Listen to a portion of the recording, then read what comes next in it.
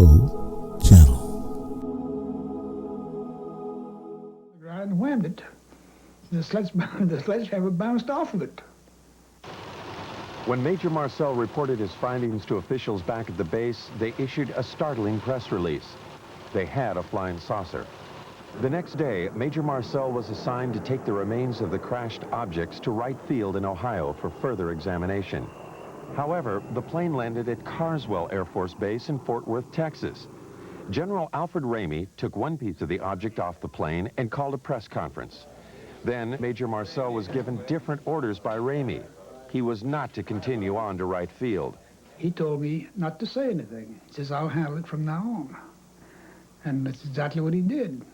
When he came out, he said, he told the press that was there, he said, that was nothing but a weather balloon, crashed weather balloon. Marcel, under orders not to say what he believed, only recently spoke out against the Air Force's revised story. It was definitely not a weather balloon.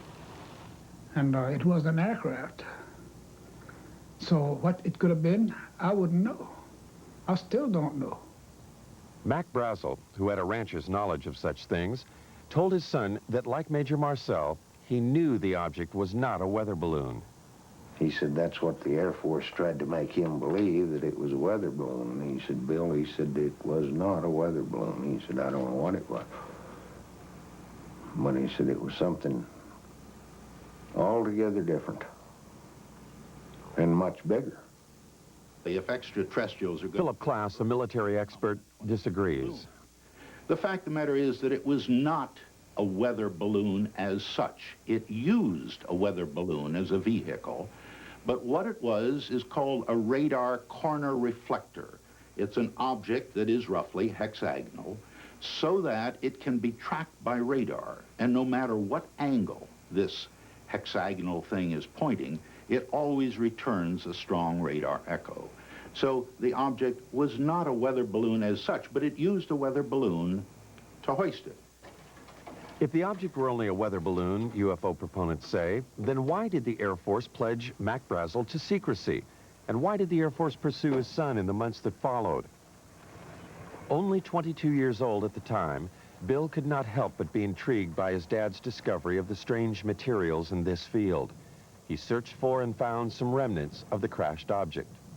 And I was talking about it. I went into Corona, and I was sitting there in a beer joint, and I got these, of course, my friends was asking me if I'd found any more or anything like this, and I said, well, I'd picked up a few scraps, about a cigar box full, and somebody, I don't know, must have informed the Air Force, because first thing I know, I have visitors, and they say they'd like to have this material.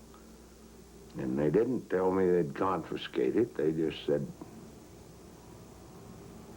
well, like we're going to have it one way or the other, you know.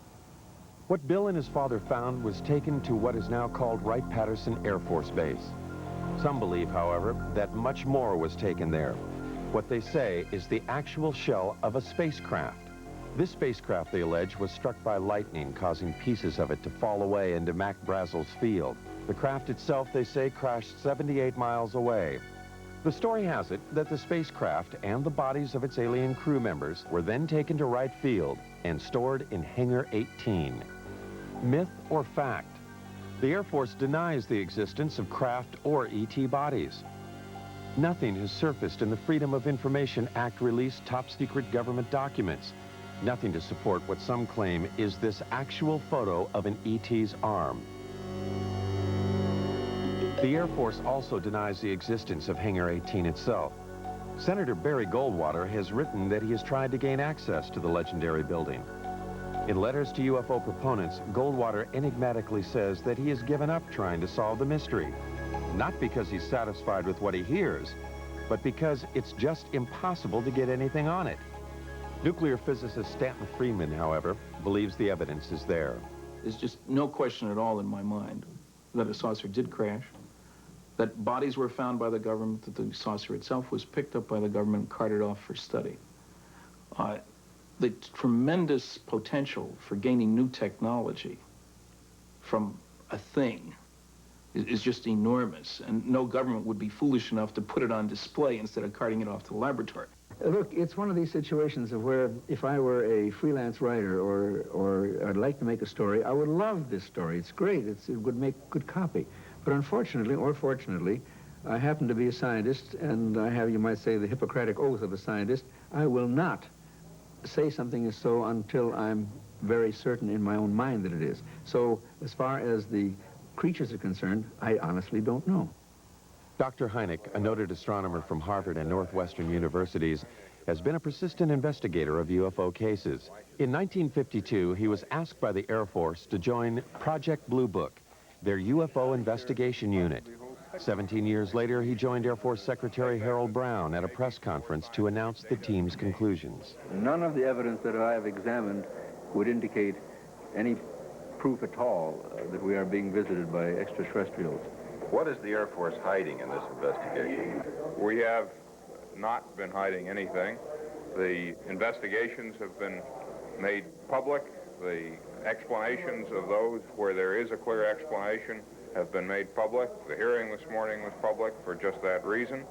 Project Blue Book was activated to deal with what the media was calling flying saucer hysteria. They investigated 12,518 sightings. They could not explain 701 of them. Doubts lingered long past the report's publication. Even supporters of the project's conclusions had to wonder about photographs like these. In a series of 3 pictures, one can judge relative size because of the car window, the telephone poles, and the highway. One can also speculate about the dirt being kicked up into the air. Dr. Hynek, the leading scientist on the Blue Book panel, began to have doubts. He personally went to Brazil to talk to the man who took these pictures. He discussed the matters with the president of Brazil and with photo analysts on both continents. By 1973, he had completely reevaluated his Blue Book experiences. He now became a critic of the investigation and an advocate for more UFO study. I was there at Blue Book, and I know the job they had. They were told not to excite the public. Don't rock the boat. And I saw it in my own eyes happen that whenever a case happened that they could explain, which is quite a few, they made point of that and let that out to the media. Things that the cases that were very difficult to explain, they would jump handsprings to keep the media away from them. For they had a job to do, to, whether rightfully or wrongly, to keep the public from getting excited. Hynek's concession that it was possible that extraterrestrials were visiting us raised the UFO debate to another level. A major establishment astronomer and a man trusted by the Air Force was now saying that intergalactic spacecraft could be traveling through our solar system. His pronouncements caused scientists who might otherwise have stayed out of the UFO debate to enter it. They called Hynek's proposition fantasy. But if we just think of our own galaxy, you know, it's 100,000 light years across. That means to travel from one side of that galaxy to another side, to the other extreme edge, would take you 100,000 years if you traveled at the speed of light. Now, there's very good evidence that nothing travels faster than the speed of light. I mean, it seems to be the ultimate speed limit in the universe. If, however, aliens know something we don't, suppose they are able to transform space and time or manipulate space and time in some way, or travel in other dimensions, then all things are possible. As man has entered the space age, the concept that all things are possible has indeed become part of a new way of thinking. Some of the men who investigated Blue Book were born before the Wright brothers flew at Kitty Hawk. They conducted their investigation before man flew faster than the speed of sound. Even the men who flew our space missions concede unusual experiences that they cannot explain. Astronauts like James McDivitt on Gemini 4 and Ed White have reported seeing unidentified flying objects in space. Pete Conrad on Gemini 11 in 1966 is another of the 11 astronauts who have seen UFOs on NASA space flights. Some of these objects the astronauts saw were photographed. NASA has called some of these sun flares or space debris. Some are still labeled unidentified.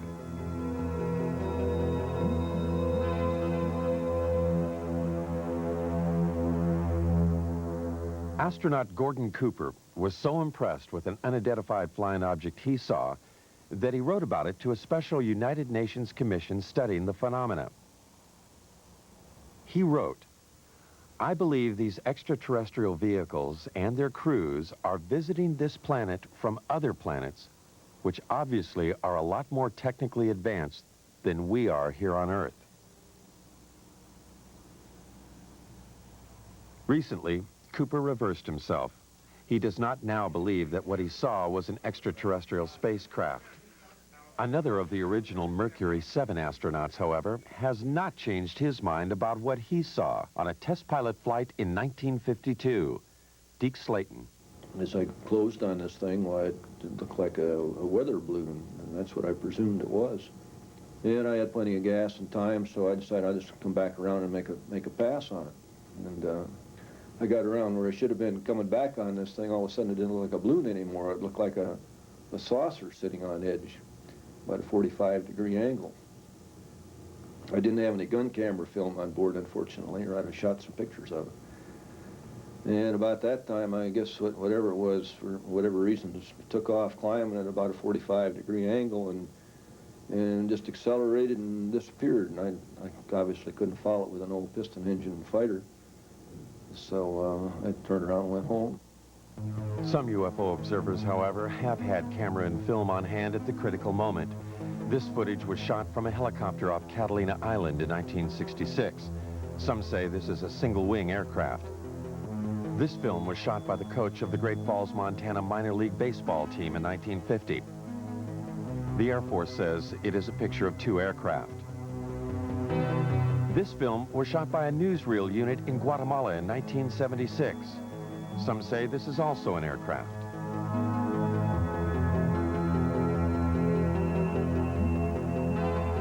This film was taken by a Navy cameraman on vacation in Tremonton, Utah in 1952.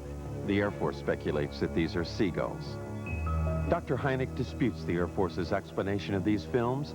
This, plus his feelings about the eyewitnesses, helped change his mind.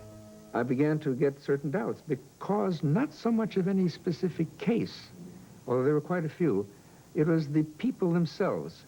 I said to myself, well, now, come on, how much longer am I going to call these people crazy? And when I changed my glasses, you might say, a little bit, and took a view that maybe these people aren't crazy, and began to realize what sort of people they were, the people who would be accepted in any court of law as a witness, let's say, good, solid people, I said to myself, well, the time has come to maybe change my attitude. It was Hynek who coined the expressions close encounters of the first, second, and third kinds. A close encounter of the first kind is one that centers upon a visual sighting. Hynek investigated first-kind encounters in 1983 in New York State. Local residents and commuters just 40 miles from New York City had been reporting sightings of an unusual object in the night skies for over a year and a half. Sightings were reported on at least 50 separate nights during the 18-month period. Over 9,000 eyewitnesses, lawyers, teachers, CPAs, advertising executives, nurses, and factory workers reported seeing the unidentified phenomena. Newspapers and television almost weekly carried reports of the sightings. From different places throughout the area, eyewitnesses all reported seeing the same thing. I looked up, and right over my head, virtually, and it wasn't far off, it was right over my head and very still, there was a rim of lights in the shape of a triangle. It was just a tremendous object. It was anywhere from wingtip to wingtip, about 50 or 60 yards. These were very, very unusual lights. I've never seen anything like it in my life, and so I pulled my car over and I had to take a look.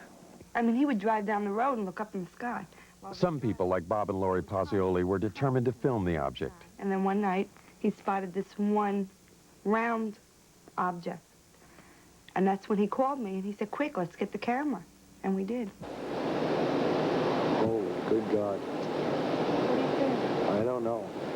About plane. I'm going to tell you something, honey. I don't know what the hell it is. It's rotating. Bob and Lori photographed this unidentified flying object near their home in Brewster, New York. Bob is a vice president in a Manhattan computer firm. Some of their friends and Lori's parents thought they were crazy, despite this photographic evidence. Yeah, it's turning very, very slowly. 9,000 odd people have seen this thing, or whatever it is, and they all just can't be crazy. Bob and Lori have 2 children. They are concerned about what they saw in the sky. They also wonder why the government hasn't investigated the event. Their concern is shared by David Scarpino, an accountant who works in New York City. Scarpino, a family man, has publicly called for a government investigation. He and others, like Bill Healy, a meteorologist at the county airport, made this demand at a town meeting. Public furor has been led by County Clerk Dennis Sant. Sant feels that a government investigation is indicated by the fact that eyewitnesses have all reported seeing the same thing. You know, the movement was almost like a probing movement. It was very slow, and it stopped periodically and stationary, where it just came to a standstill, and then it would move to another position, and the movement from one position to another was just extremely slow. Now, the speed at which it was going at that point was very slow, because I had to walk at a very slow, deliberate gait to keep up with, just keep up with the lights. For every step I took, it moved a little bit. It moved in a very straight line, very slowly. There was absolutely no noise. When I walked away from it, at that point, it started to rotate virtually, almost as it was on an axis. It didn't make a big loop. It just rotated. It appeared, as I said, to rotate in the sky, change lights. Aircraft, I don't care how well precise you want to be in flying those suckers, you're not going to be able to make them move 90 degrees. All right, this thing did apparently rotate. You can't do that with aircraft. Could it have been an aircraft or many smaller light planes flying in formation? The media attention given the sightings prompted 6 pilots at a local airport to try to prove that it could be just that. Amused by the idea of UFOs, the pilots planned and flew at least 18 daring nighttime missions, flying in formation, sometimes without lights.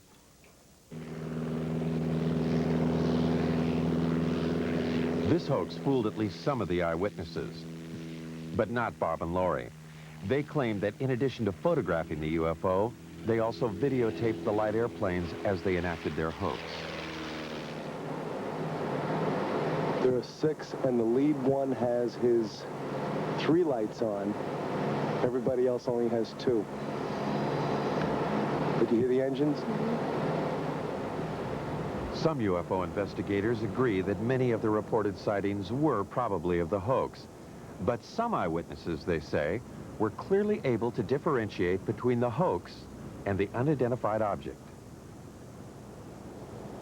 As it was coming over, there was a star in the sky, and as the lead light went under that star, right behind it, you could still see the star, which meant it was not a solid object. And as it was going overhead, you did hear engines. All right, now, what kind of aircraft engines, I don't know, but you did hear aircraft engine noise. Engine noise, different lights, and different flying movements, UFO proponents say, clearly make the airplanes IFOs, identified flying objects. But this object, or objects, remains unidentified for many. Some eyewitnesses refuse to accept the possibility that these are also the lights of the airplanes. I know what it wasn't. It wasn't an ultralight. It wasn't a blimp. It wasn't gas. No one's tried to tell me what it was, but I know what it wasn't. Investigators have subjected the videotape images of the hoax and the unidentified lights to various computer analyses. By digitalization of the images, they hope to be able to determine if the area between the lights of the UFO was solid, indicating one craft. The airplanes, they hope, would show night sky in the center of the lights. Physicist Al Hibbs. Pictures like this, night sky, a few lights, taken with a television camera that was perhaps being moved, not deliberately, but accidentally while I was taking the pictures. There's really nothing you can say about these things. In one case, a very good explanation is offered, and I see no reason to disbelieve it. In the other case, there's no explanation. I certainly can't offer one. I would love it if some UFOs were extraterrestrial objects being piloted by extraterrestrial beings. I think that'd be the most marvelous discovery of the history of man. And I'd love to have that be true. So I'm not going to say that foreign objects, artifacts made by intelligent creatures in the solar system, I'm not going to say that's preposterous. I'm going to say it is so unusual, so immensely important, that I'm not going to assign any sightings like this to that phenomenon without a lot more data. Insufficient data, the object remains unidentified. For government officials, therefore, it is of no consequence. But for the New York eyewitnesses, the question of what it is remains. They find the government's apparent lack of interest puzzling. The government didn't come to me as a rational individual. As an accountant, I like concrete things, I like evidence. For them to say that I didn't see anything without really talking to me and investigating it means that they were trying to hide something. And that was my feeling from the very beginning. They know something, okay? They know something. Either they know that there's something up there, and they want to investigate it themselves and don't want other people trying to handle it, or they're doing something. But if they're doing something, then let people know about it. This New York State event occurred over a densely populated area and over a nuclear plant, prompting one eyewitness, New York attorney Peter Gersten, to suspect a government cover-up. With others, like Larry Fawcett, a police officer in Coventry, Connecticut, he helped establish Citizens Against UFO Secrecy. Fawcett, who says the way he views the world has been drastically affected by his sightings of a UFO in 1965, petitioned the government for the release of UFO-related documents. These documents, released under the Freedom of Information Act, were previously classified top secret. An example of some of the government documents we have obtained are the overflights over the military bases in 1975, over Wurtsmith Air Force Base in Michigan, over Malmstrom Air Force Base in Montana, Loring Air Force Base in Maine, Minot Air Force Base in North Dakota. Over a period of 6 weeks, unusual, unknown, unidentified objects were traveling at exceedingly quick and fast speeds. What's interesting is that even to this date, the government has not acknowledged that it was able to identify any of those objects. The documents do state that there were confirmed sightings at all 4 bases in October and November 1975. The first sighting was at Loring Air Force Base in Maine. Loring, like the other bases, was a Strategic Air Command installation. The documents do not state, however, that these objects were alien spacecraft. They do state that the military reaction was swift and concerned. At Loring, there were 2 separate events. Something unidentified appeared in the night sky above the weapons storage area. Larry Fawcett, having learned of the event and the released documents, investigated. Military people and guards in and around the weapons storage areas began to report lights hovering or landing within the weapons storage areas. Military people would respond to the area only to see the lights go out and the object disappear and then reappear over the runway. It's described as football-shaped, the length of maybe 2 or 3 vehicles, cars, if you will. The witness telling us that there are shimmerings of heat, as you would see off a desert scene in a movie. When we questioned the individual, could it have been an aircraft? Could it have been a helicopter? The military person, and I'll give you his name, Steve Eichner, telling us, no, I know what helicopters look like. I've been around aircraft. I work on aircraft. This is something I've never seen before. The official records, which I quote in my book, indicate that on the first night, it certainly was a helicopter. It was described as a helicopter. Now, if the officers on the base, experienced pilots, if they don't know a helicopter, and we have to depend on some GI who's not a pilot, who comes forward not at the time, But years later, he claims to have been there and claims it was not a helicopter. Again, let's go on the official records.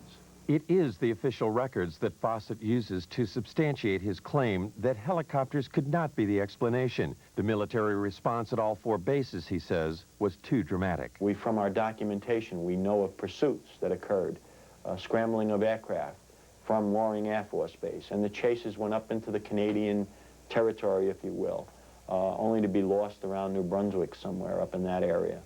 There's no question there were overflights of unknowns, sometimes referred to as helicopters, but if you talk to the people, read the official government statements, it's clear that they were concerned, that there were scrambles of jets to go after these things, that they were being observed by highly qualified people. We were lied to, flat out, about those cases. And as a matter of fact, some of the documents we eventually got clearly indicated that there were instructions to local base commanders. Don't say anything about the sightings at the other bases. Make it appear to be an isolated instance. Military authorities will not comment on the 1975 overflights. They simply state that at any SAC installation, there would always be an immediate defensive response to anything unknown. Putting planes in the air, they say, does not confirm a penetration of an intergalactic craft. Citizens Against UFO Secrecy, however, refer to other documents they've gotten released by the Pentagon to prove their claims. In May of 1985, we've gotten a document that was classified top secret in 1948, and about a month after its release to the other agencies, its distribution, it was ordered, recalled, and destroyed, each and every copy. One copy was kept, and it has remained top secret, classified top secret for the last, 40 years almost. And in the document, the government acknowledges back in 1948 the existence and reality of the objects. The official military position about any document issued before the Project Blue Book investigation is that Blue Book later explained them. This includes a startling document written by a Canadian. Wilbert Smith stated flat out in his top secret memo, and I think it was declassified by mistake, frankly, that this is the most classified subject in the United States, even more so than the H-bomb, and that flat out, flying saucers exist. This is the opinion of one man, a Canadian officer, in 1947.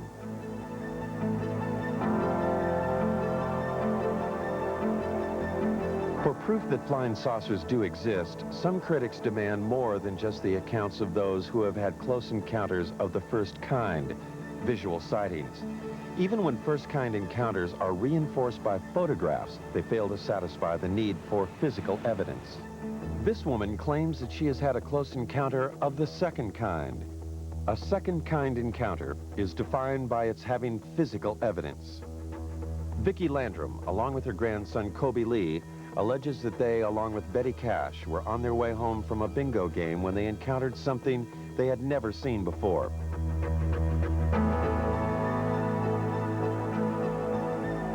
The alleged event took place on December 28, 1980. Vicki and Colby were driving in Betty's car on Highway 1485, 30 miles from the Houston airport, and only 37 miles from NASA's American Space Headquarters. Kobe Lee saw a light, and he kept asking us what the light was. And he kept pulling my face around and asking me, "Mama, what is it?" And I said, "Honey, I don't know." And Betty said, "I believe it's getting closer." And I says, "Well, it kind of looks like it," but we had no idea that we were going to get hurt. I would say within an instant or so, all of us noticed it because it lit up the entire sky. There was no way you could have missed it. It looked like the woods were being set on fire. And inside the car, it was so hot till my handprint is yet on the dashboard of Betty's car. They got out on their side of the car. I stepped out on mine. I stood behind the car door for just a second or so, and I walked toward the front of the automobile. I stood there for just a short time, I don't know how long, trying to see what I could figure this object out to be. It was diamond-shaped. It didn't mean it was sharp up here and sharp down here. It was kind of round, and the fire come out the bottom of it. But here was this huge object and flames shooting from it. And they weren't just small flames. They were gushing from it. And Kobe was hanging on to me. And he was trying to get, he started pulling away from me, and I pushed him back in the car, and I got inside the car and put my arm around him and hugged him up real close to me. We thought it was the end of time. I says, Kobe, don't be afraid. I said, if you see a man, it'll be Jesus. And I said, he'll come to carry us to a better place. He will not hurt you. It was just burning. It was just too much heat. I could not tolerate it. So Vicky screamed and begged for me to get back in the car. Well, I did, but I had to use the end of my leather jacket in order to open my car door to get back in. That's just how hot it was. And when the object lifted and slowly moved over to the right of us, her and Kobe saw some helicopters. There were so many of them, it sounded like a tornado. And we counted 23. I counted 22, really. But Kobe said, there's one more. And I said, yeah, baby, that makes 23. And there were helicopters on both sides and also over the top of the object, or like they were trying to hem it in.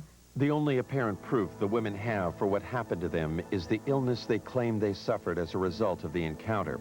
It is the record of these illnesses that made this an encounter of the second kind. My eyes were burned so till they would swelled, and they were tearing till I could lay down at night, and the next morning my pillow would be completely wet, and I couldn't hardly see anything.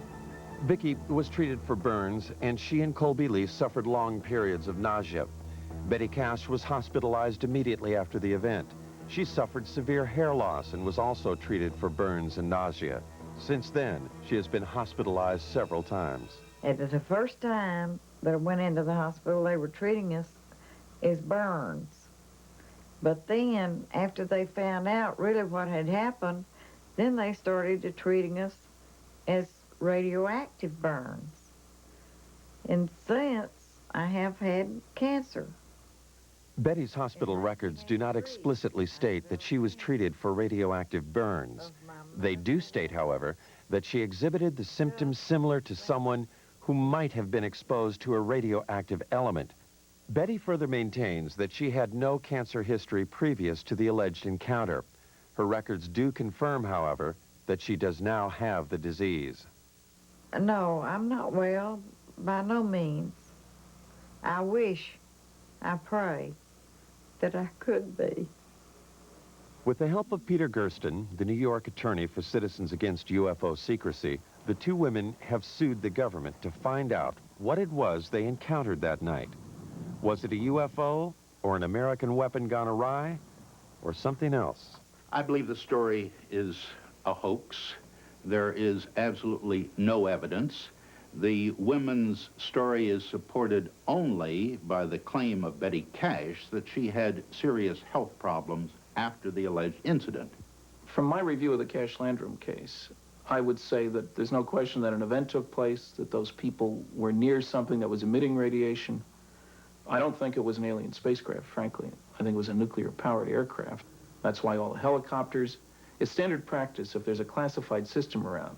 There are guys ready to go there to keep somebody else from getting that should it crash.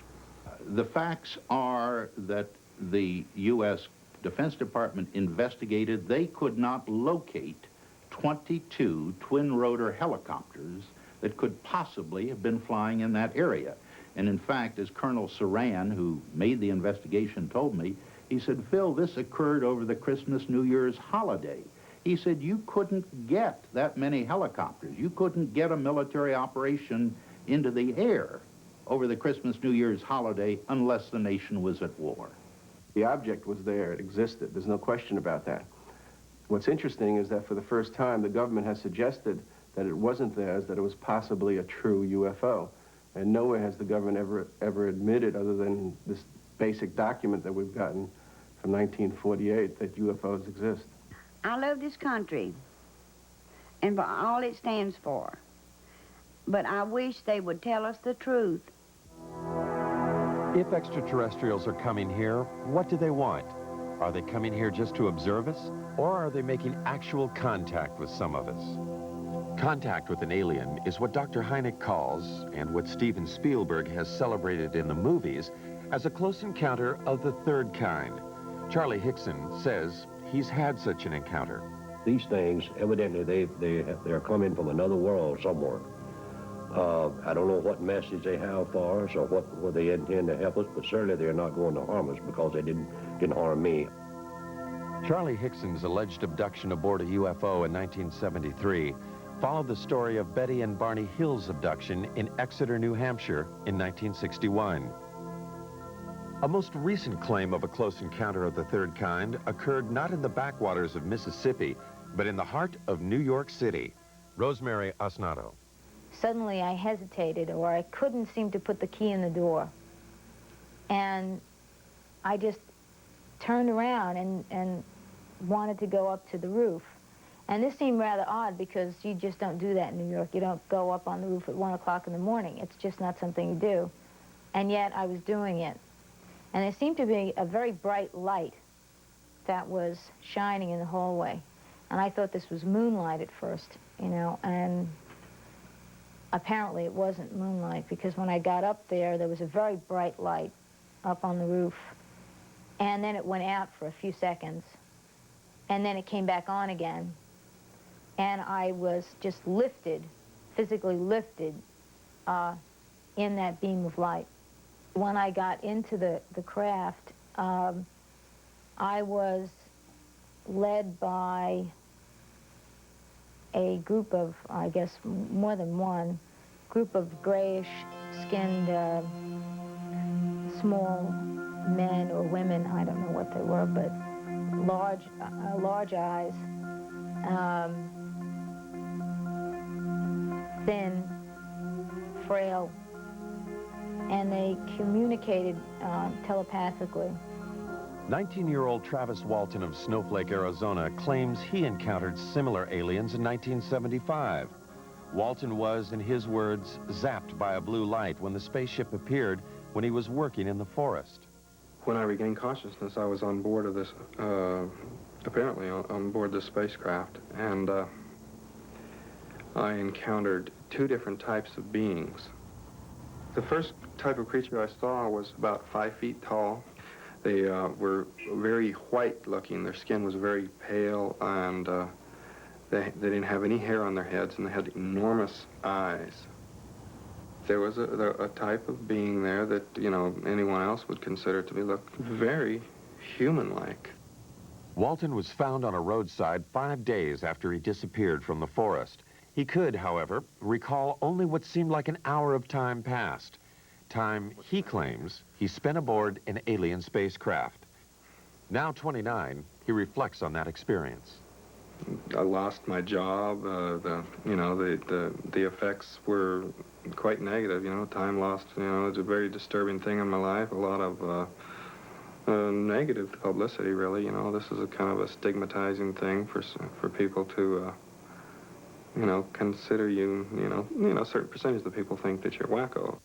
What Travis Walton and others claim they have experienced has, according to some, now been validated by government documents.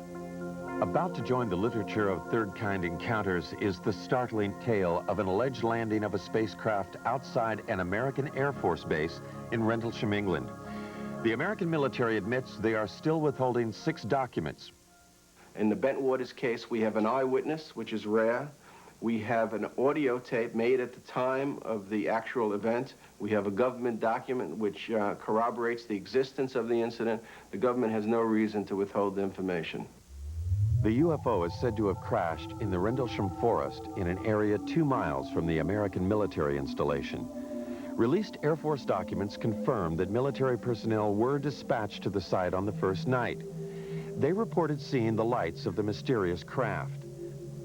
On the second night, after Geiger counter readings indicated increased radioactivity in the area where it seemed something could have landed, the commanding officer of the base, Colonel Charles Halt, along with several officers and enlisted men, also reported seeing the UFO. Halt wrote this document reporting the sighting.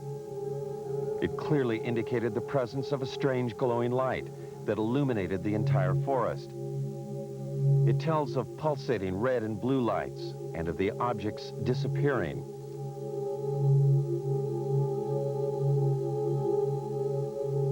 Colonel Halt also made this tape recording at the time of the second incident. Okay, here he comes from the south. He's coming toward us now. I'm observing what appears to be a beam coming down to the ground. This is unreal. What Colonel Halt was describing that night, some believe, was the pulsating light emanating from a lighthouse 5 miles away. Those who believe that it could not have been the lighthouse quickly point out that Halt's report indicates lights of different colors. Critics respond that pulsating lights can play tricks, create illusions. And the light comes in at you at a roughly tree level. And it turns and it rotates, so it's flashing on and off. If you look at the transcripts of the taped account of what the colonel and his men said that night, you'll find that they were saying such things as, it's on now, it's off, it's on, it's off, if I remember correctly. And that sequencing corresponds precisely with what the rotational frequency is for the lighthouse. The lighthouse theory deals only with a close encounter of the first kind. What of the close encounter of the third kind?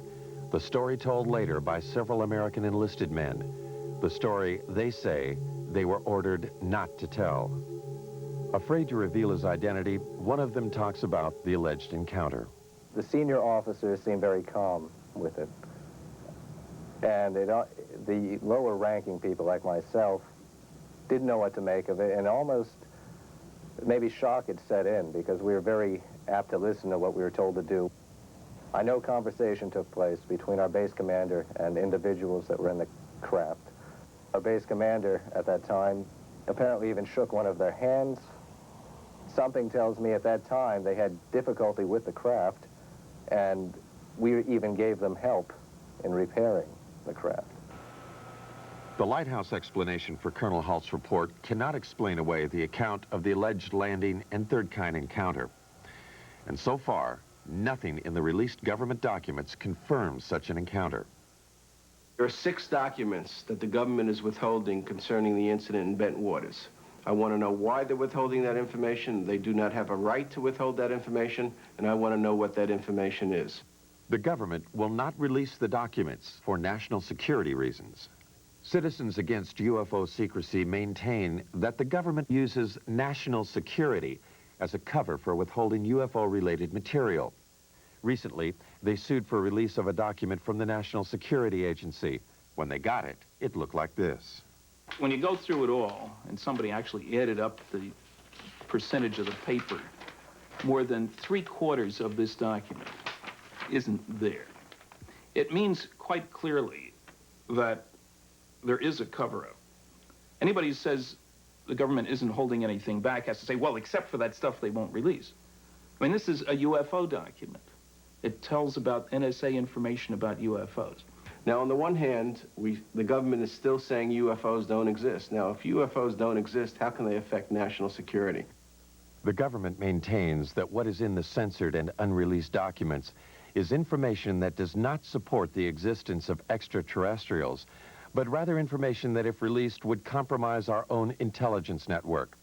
Much of the information in those UFO documents, the government claims, has to do with how we intercept and decode Soviet bloc messages. To release them would reveal to the Soviets and other potential enemies where we have listening stations. My goodness, the Russians might discover that we have a listening station in Leningrad, as an example, that we had intercepted some communications there. More important, it would reveal that we were able to decode Soviet coded messages. There are 3 basic reasons why the government does not come forward and release the information it has on UFOs. The first reason is technology. It is trying to learn as much about the objects before the Russians. The second reason is the vulnerability that could be shown by the revelations that might be forthcoming concerning UFOs. And the third reason is the hysteria that might be caused by the release of this information.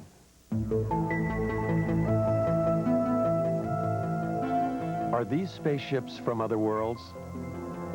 Are we being visited by intergalactic aliens with a technology and civilization that dwarfs ours? Most scientists say no, they are not, because they cannot. UFO proponents say they are, that our myopia prevents us from seeing life elsewhere as being different from ours. I think one should also point out, as Arthur C. Clarke has said, that when we look for life elsewhere, we should not look only for life as we know, but life as we don't know. And he went so far as to say we should even look for life as we can't understand it. We are now only beginning to free ourselves from the gravity that binds us to our own planet. A new generation of Americans, those born in the space age, demand new answers to old questions. More receptive to the possibilities, they want to know, are we being visited by intergalactic travelers? They have joined their voices to others asking, what's going on? Is there a government cover-up? Do the unreleased documents contain evidence that proves that UFOs over our nuclear plants and air bases are actually from other worlds, or are they from earthly neighbors? Most scientists agree that there is life in the universe, but that it cannot travel here. They hope only to communicate with that life with giant radio telescopes. These scientists believe that what is being hidden in the government documents is probably not secrets of other worlds, but the secrets of an earthbound Cold War. Either way, we want to know what's going on.